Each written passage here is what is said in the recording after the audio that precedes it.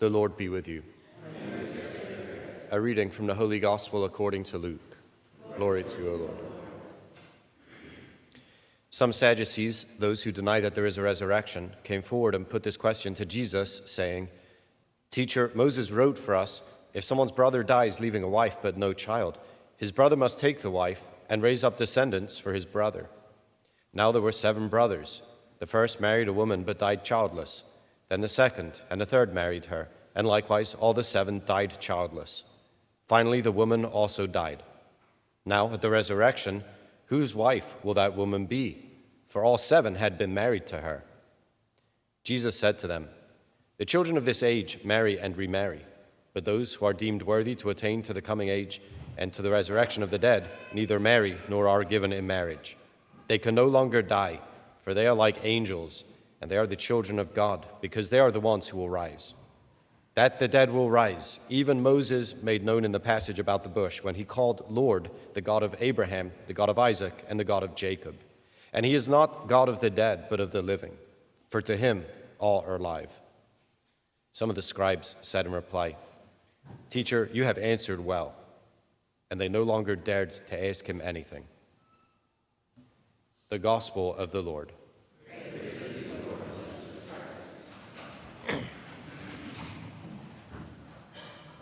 Yeah, it's a great little scene that we have in the Gospel today, and it's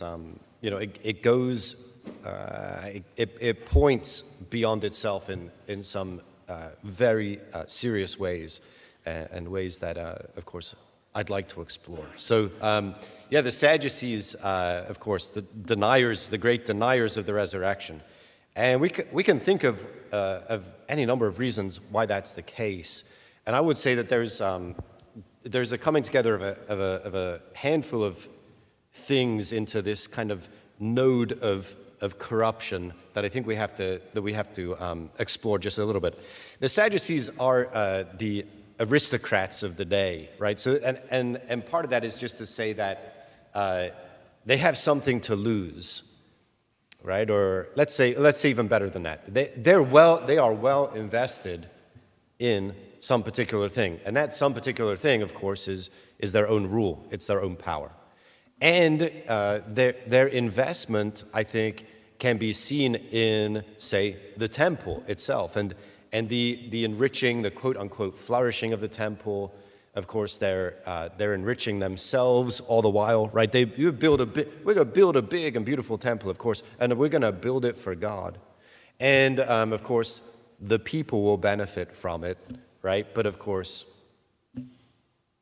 there are other things going on there. So they themselves are benefiting from it. And the temple, as we've seen recently in the gospel, is not living according to the plan and purpose of God.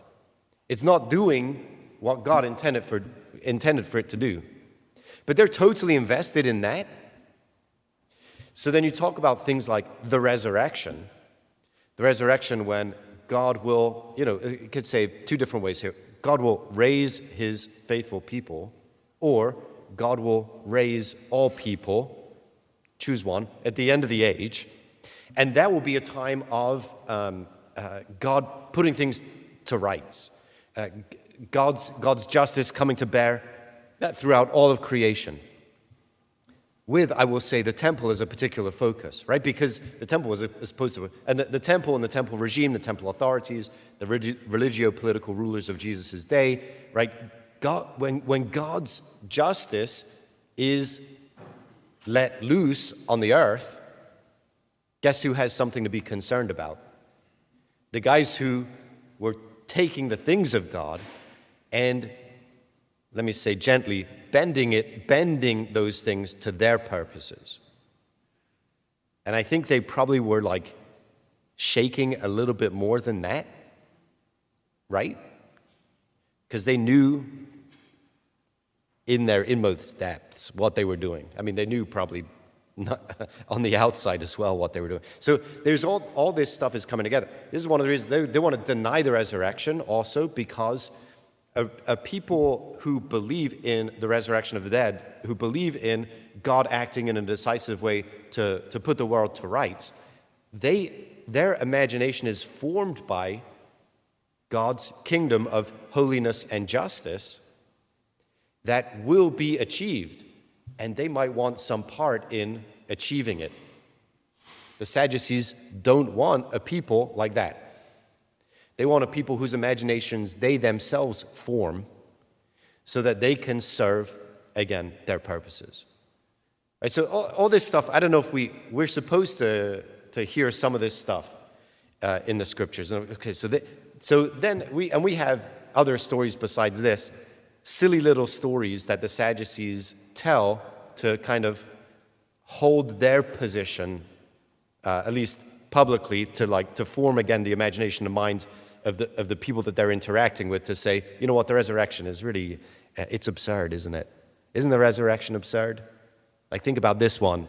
If this woman ends up having 7 husbands, I mean, who's going to be married to her? Like, how absurd is that, right? So, okay, so Jesus, of course, just kind of brush it aside and say, well, of course, when you don't have death, even sexual relationships take on have a different context, right? So this is his sense of they're like angels.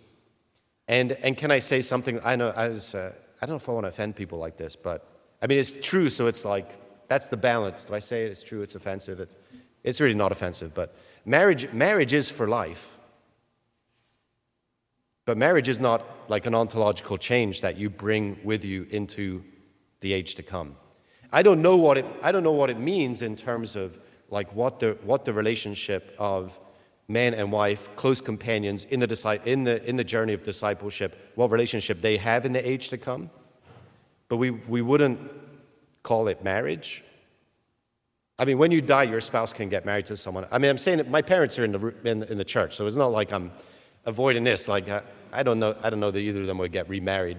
But that's up to them. But yes, I'm not going to have much to say about that. But actually, they know that I will have a lot to say about that. So I'm just laying the track now. No, yeah, it's I mean, this is the reality. It's different. It's a different relationship, of course, because there's not the need for procreation and so on and so forth. But I don't want to drive that. It's just to say that this is not an objection to the resurrection. Jesus himself is affirming the resurrection. And I say this, like, Jesus' own resurrection from the dead is enough to say about the resurrection. But this, like his kind of lightly touching on the topic, is significant because it takes on any number of other things. It shows, in fact, so we talk about the Sadducees, talked about like this is not a good objection. I would say this also: the Sadducees are like, we don't like the new books, like we don't like the book of Daniel, for instance, even though Jesus speaks out of that context. So that's enough affirmation for us to use the books of Daniel, especially as there's a foreshadowing of the resurrection. But Jesus also goes back to the Torah, right? He goes back to the very beginning. He goes back to their most traditional and widely held beliefs in order to say that, yes, in fact, there will be a resurrection, right? So I mean, he's given the whole argument here. But the thrust of it, just in order to like say something and then go and sit down for me, is something like this. Yeah, the resurrection will happen. We know that from the resurrection of Jesus.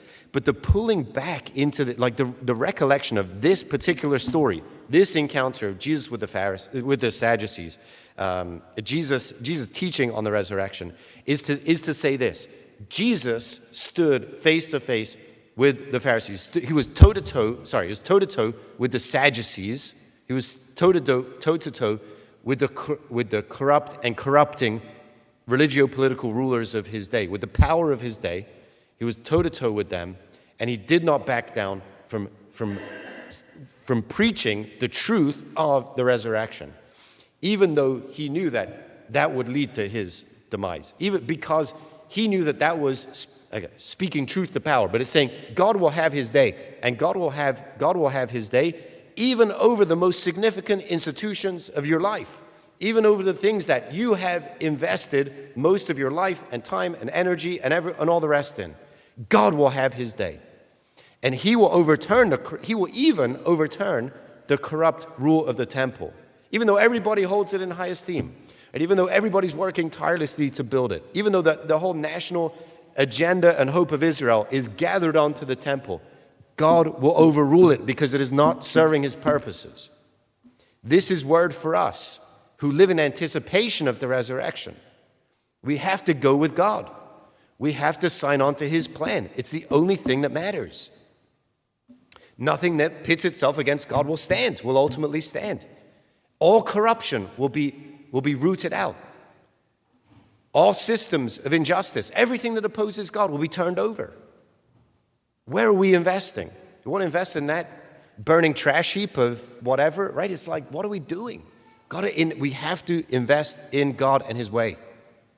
And that starts every day, right? It starts at the beginning of every day. We say, Jesus, I want to go with you. I want to live for you.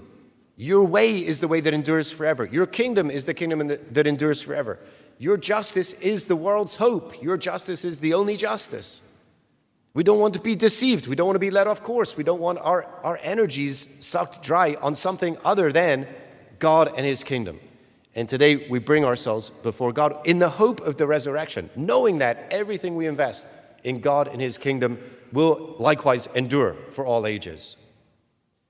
We do that. We come before God in the hope of the resurrection to turn our hearts and our lives over to him now so that we might have part in his plan and his purpose of bringing his kingdom to life on earth as it is in heaven.